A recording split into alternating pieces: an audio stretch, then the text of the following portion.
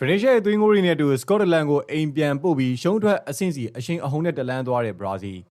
တိုက်စစ်မှုဗီနီရှက်ဂျူနီယာပြောင်မြောက်လာတဲ့သွင်းကို2ဂိုးနဲ့အတူဘရာဇီးအသင်းကစကော့တလန်အသင်းကိုဂိုးပြတ်နိုင်ကစားပြီးအုပ်စုပထမနေရာကနေရှုံးထွက်အဆင့်စီကိုထိုက်ရတဲ့တလန်းသွားနိုင်ခဲ့ပါပြီအခုပွဲစဉ်မှာခြေစွမ်းပြခဲ့တဲ့ဗီနီရှက်ကလက်ရှိကမ္ဘာဖလားပွဲတွင်းမှာနေမဲ့သွင်းကို4ဂိုးထိရယူထားနိုင်ခဲ့ပြီးရွှေမနက်စုတဲ့မျိုးဆက်သစ်တိုက်စစ်မှုတွေနဲ့အတူအပြိုင်ဆိုင်ဖြစ်လို့နေပါတယ်ဒါရင်မကသေးပဲတကဘာလုံးကဘောလုံးဝါသနာရှင်တွေမျောလင့်ဆောင်စားနေခဲ့ကြတဲ့ဆမ်မာဘီညီနေမာကလည်းပွဲစားရင်85မိနစ်အတွင်းမှာကွင်းတွင်းလူစားဝင်ရောက်ကစားသွားခဲ့လို့ပရိသတ်တွေကိုပျော်ရွှင်စိတ်လှုပ်ရှားစေခဲ့တာဖြစ်ပါတယ်။တပတ်ကစကော့တလန်အသင်းအတွက်ကတော့ရမှတ်3မှတ်သာရှိသေးတာကြောင့်မလို့အုပ်စုအဆင့်ကနေနောက်တစ်ဆင့်တက်မဲ့အကောင်းဆုံးတတိယအသင်းတွေထဲပါဝင်ခွင့်ရဖို့လုံးဝမလွယ်ကူတော့ပဲအိမ်မြန်းမဲ့လမ်းစာစီကိုရောက်ရှိသွားခဲ့ရပါပြီ။အုပ်စုပထမနေရာနဲ့ဂုံတိတ်ကရှိနောက်တစ်ဆင့်တက်သွားတဲ့ဘရာဇီးအသင်းဟာနောက်လာမဲ့32သင်းရှုံးထွက်ပွဲစဉ်မှာတော့ကမ္ဘာထိပ်သီးနယ်သာလန်အသင်းဒါမှမဟုတ်အာရှအသင်းဂျပန်အသင်းတို့တွေက